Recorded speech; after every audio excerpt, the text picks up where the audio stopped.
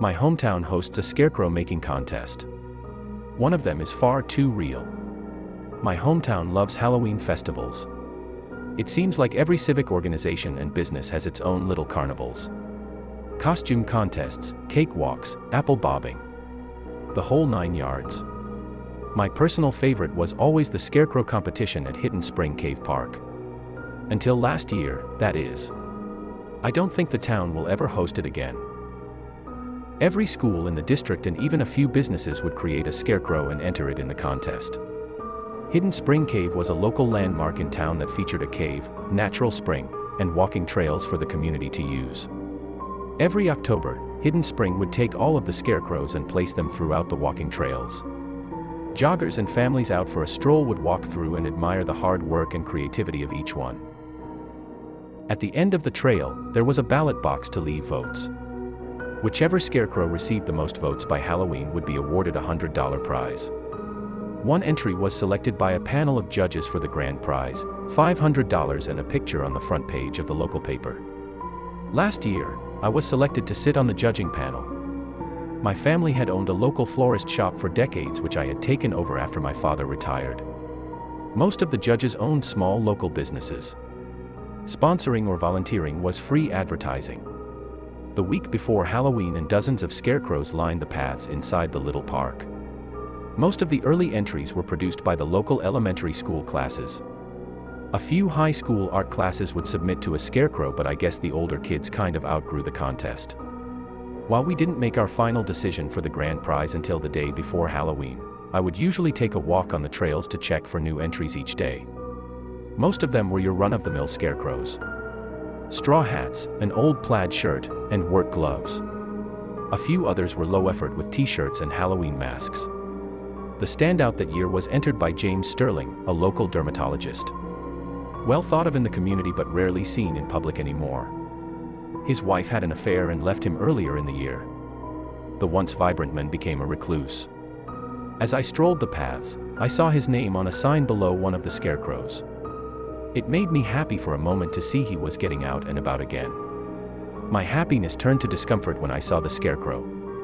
It was too well made. The skin was made of rough burlap and it clung to the frame beneath to form an almost perfect face. Sharp cheekbones sat beneath the black button eyes. The arms and legs stretched into a T that made me feel as though I were looking at a crucifixion. The clothes were also a bit strange. Stretched over the anatomical frame were a blue silk blouse and a pair of white clam digger pants. Both were in excellent condition and seemed too nice to use for a project like this. As I walked away, it almost seemed to watch me as I left. The figure haunted my mind for the rest of the day.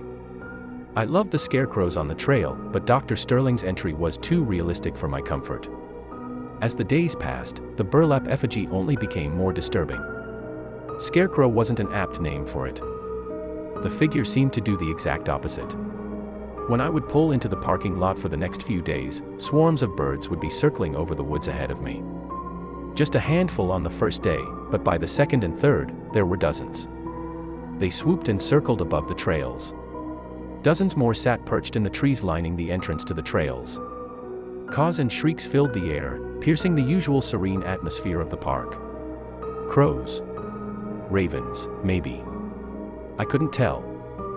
Flat, black, hateful birds, whatever they were. I was nervous to walk past or below them. They would cry out wildly and flutter their wings anytime someone walked nearby. On the trail, it became even worse. The farther in I made it, the thicker the flock of birds grew.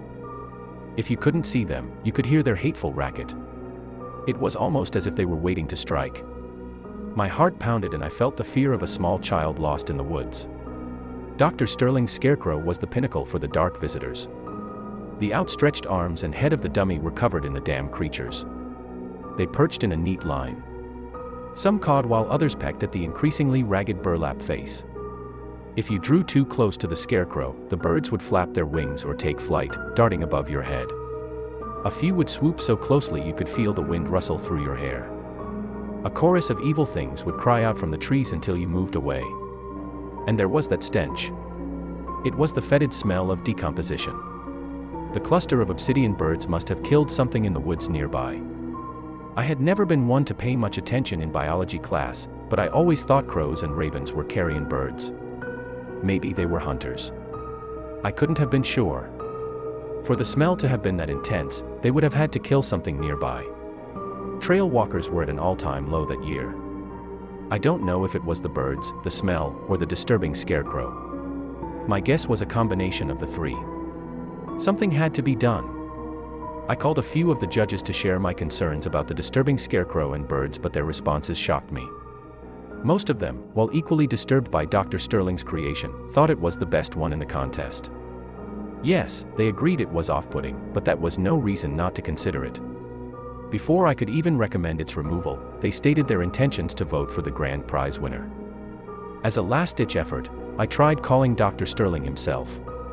Every time I called his office, the automated voicemail system would pick up.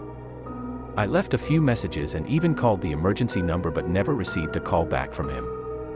On Halloween Day, I arrived at Hidden Springs and parked my car in the tiny lot. The other judges were waiting at the trailhead and I joined them. We talked amongst ourselves as we began to walk through the path and jotted notes on our clipboards. We were the only ones on the trail. The flock of birds was as thick as I had ever seen them. Occasionally I would jump or stumble as one darted above our heads aggressively. The other judges reacted similarly, but no one verbalized their obvious concern. Shrieks and caws filled our ears as we neared the midway point of the trail. Dr. Sterling's scarecrow came into view. It was covered with crows. The blue blouse hung in tatters, revealing the disturbingly accurate burlap torso beneath. Ragged swaths of cloth dangled from the face as the birds pecked madly. As we grew closer, the murder of crows bolted from the scarecrow's limbs and landed in the trees. They cried out toward us but kept their distance. Most of Dr. Sterling's creation was in ruins, mauled and shredded by the hateful creatures. We all stood before the scarecrow. Our banter disappeared completely as we looked on. With most of the burlap peeled away, the frame beneath was now visible. A human face sat wrapped in frayed cloth. Shredded flesh flopped away from the white plastic mannequin head below. Crusted blood covered the underside of the skin.